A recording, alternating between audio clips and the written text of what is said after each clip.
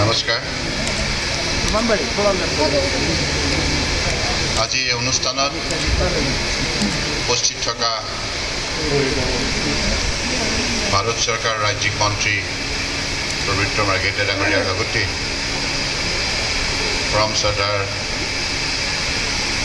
সাংসদসকল আৰু আজি এই অনুষ্ঠানত অংশগ্ৰহণ কৰা বিশিষ্ট ব্যক্তিসকল সাংবাদিক বন্ধুসকল আজি অসম চৰকাৰৰ উদ্যোগত অসম হাউচত বছৰজোৰা শতবাৰ্ষিকী অনুষ্ঠান ভূপেন দাৰ স্মৃতিত আয়োজন কৰা হৈছে কেৱল অসমতে নহয় বিশ্বত যিমান তেখেতৰ অনুৰাগী আছে সকলোৱে আজি শ্ৰদ্ধা ভক্তিৰে এইগৰাকী মহান শিল্পীক সোঁৱৰিছে আৰু তেখেতৰ যিখিনি অৱদান এই অৱদানৰ কথা আমিতো কৈ শেষ কৰিব নোৱাৰোঁ মই ভূপেন দাক বহুবাৰ লগ পাইছিলোঁ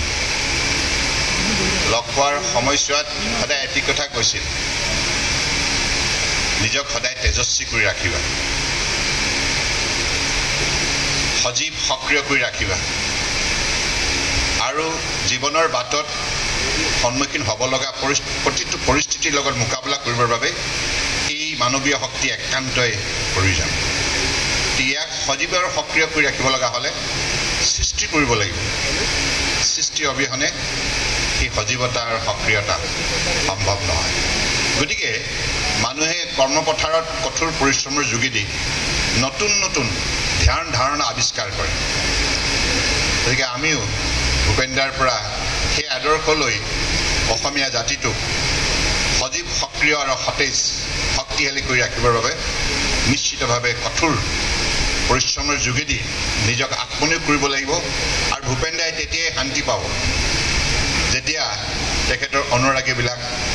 কৰ্ম উদ্যোগী হ'ব কৰ্মবীৰ হ'ব কঠোৰ পৰিশ্ৰমৰ অবিহনে পৰিৱৰ্তন সম্ভৱ নহয় ভূপেন দাই তেনেধৰণে জীৱনৰ বাটত বহু সংগ্ৰাম বহু প্ৰত্যাহ্বান সন্মুখীন হৈ ইয়াক যোগ্যতাৰে প্ৰত্যুত্তৰ দি বিশ্বৰ বুকুত এটা সুকীয়া স্থান লাভ কৰিবলৈ সক্ষম হ'ল আৰু যাৰ বাবে অসমীয়া জাতিৰ প্ৰতিগৰাকী ব্যক্তি আজি গৌৰৱান্বিত আজি আমি ভূপেন দাৰ ছত্ৰছায়াত থিয় হৈ তেখেতৰ বিশাল ব্যক্তিত্বৰ একেবাৰে চৰণত ধূলি হিচাপে থাকিবৰ পালে কিমান আনন্দিত গতিকে মই আজি এই মুহূৰ্তত ডক্টৰ হিমন্ত বিশ্ব শৰ্মা ডাঙৰীয়াক ধন্যবাদ জনাইছোঁ মুখ্যমন্ত্ৰী হিচাপে তেখেতে ভূপেন দাৰ বছৰজোৰা শতবৰ্ষ এই কাৰ্যসূচী উদযাপন কৰাৰ বাবে যিখিনি উদ্যোগ লৈছে আৰু আমি সকলোৱে যিমান সংখ্যক ইয়াতে জনপ্ৰতিনিধি আছোঁ বা অসমীয়া সমাজক প্ৰতিনিধিত্ব কৰা ব্যক্তি আছোঁ বিভিন্ন জিলা বিভিন্ন গাঁও বিভিন্ন চহৰ পাহাৰ ভৈয়াম বৰাক ব্ৰহ্মপুত্ৰ হয়নে গতিকে আমি প্ৰতিগৰাকীয়ে মনত ৰখা উচিত আমি যলৈকে যাওঁ ভূপেন দাৰ স্মৃতি কঢ়িয়াই লৈ যাব লাগিব আৰু ভূপেন দাৰ অৱদান কেৱল অসমৰ বাবে নহয় উত্তৰ পূৰ্বাঞ্চলৰ বাবে নহয় ভাৰতবৰ্ষৰ বাবে নহয় গোটেই বিশ্ব মানৱ সমাজৰ বাবে গীত গাইছে বিশ্ব বুকুত তেখেতৰ গীতৰ যিটো প্ৰাসংগিকতা আজি একবিংশ শতিকাত মানুহে বাৰুকৈ উপলব্ধি কৰিছে মই বিশেষকৈ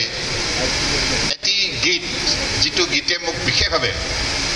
মানে বহু দিশত চিন্তাৰ খোৰাক দিয়ে সেইটো হৈছে ভূপেন দাই কৈছে এই পৃথিৱী এক ক্ৰীড়াংগন ক্ৰীড়াই হ'ল শান্তিৰ প্ৰাংগন ইমান ডাঙৰ এটা পৰম সত্য তেখেতে এই অনুভূতিটো বিশ্বৰ ক্ৰীড়া জগতত থকা মানুহ বুলিয়ে নহয় ক্ৰীড়াপ্ৰেমী সমাজখনক জীৱন্ত কৰি তুলিছে আৰু ক্ৰীড়াৰ সন্দৰ্ভত স্পষ্ট ধাৰণা দিছে গতিকে সেইবাবে সেইগৰাকী মহান শিল্পীৰ প্ৰতি মই গভীৰ শ্ৰদ্ধাঞ্জলি জ্ঞাপন কৰিছোঁ আৰু মাননীয় প্ৰধানমন্ত্ৰী নৰেন্দ্ৰ মোদী ডাঙৰীয়াক বিশেষভাৱে আন্তৰিকতাৰে কৃতজ্ঞতা জ্ঞাপন কৰিছোঁ অসমৰ ৰাইজৰ হৈ কাৰণ তেখেতেই ভূপেন দাক মৰণোত্তৰ হিচাপে সৰ্বোচ্চ অসামৰিক সন্মান ভাৰত ৰত্ন প্ৰদান কৰে আৰু তেখেতে আজি এটা ট্ৰিবিউটো দিছে ভূপেন্দাৰ স্মৃতিত তেখেতে এটি প্ৰবন্ধ লিখিছে গতিকে আজি ভূপেন্দাৰ গীতেৰে গুজৰাট হওক বা অসম হওক বা বিভিন্ন ৰাজ্যৰ জনতাক ৰাজস্থানে হওক তেখেতৰ গীতৰ মাজেদি যেনেধৰণে সাঙুৰি লৈছিল আকোৱালি লৈছিল গতিকে মই ভাবোঁ যে সেইগৰাকী মহান শিল্পীক আমি আমাৰ ভৱিষ্যত শক্তিশালীভাৱে আগুৱাই নিব লগা হ'লে তেখেতৰ আদৰ্শৰ যোগেদি আমি আগবাঢ়ি যাব লাগিব তেখেতৰ কৰ্মৰাজিক আমি সকলোৱে গভীৰভাৱে উপলব্ধি কৰি ইয়াৰ পৰাই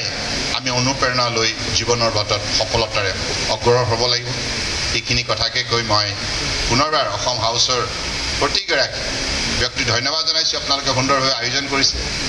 আৰু বিশেষকৈ অসম চৰকাৰে আজি যিখিনি কাৰ্যসূচী সমগ্ৰ অসমতো লৈছে মই খবৰ পাই আছোঁ খুব ভাল লাগিছে আৰু উঠি অহা প্ৰজন্মই বিশেষকৈ ভূপেন্দাৰ গীতবিলাক আওৰাই থাকিলে ভূপেন্দাৰ বিষয়ে জনাৰ আগ্ৰহ বৃদ্ধি হ'ব স্পৃহা বৃদ্ধি হ'ব আৰু সেইবিলাক কথাই বিশেষকৈ এগৰাকী শিল্পীক প্ৰকৃতাৰ্থত তেখেতৰ ব্যক্তিত্বত থকা মানৱীয় গুণবিলাক আৱিষ্কাৰ কৰাৰ ক্ষেত্ৰত সহায় কৰিব যাই কি নহওক এইখিনি কথাকে কৈ মই পুনৰবাৰ ভাৰত ৰত্ন সুধাকান্ত ডক্টৰ ভূপেন হাজৰিকা দেৱলৈ কোটি কোটি প্ৰণিপাত যাচিছোঁ ধন্যবাদ জয় আই অসম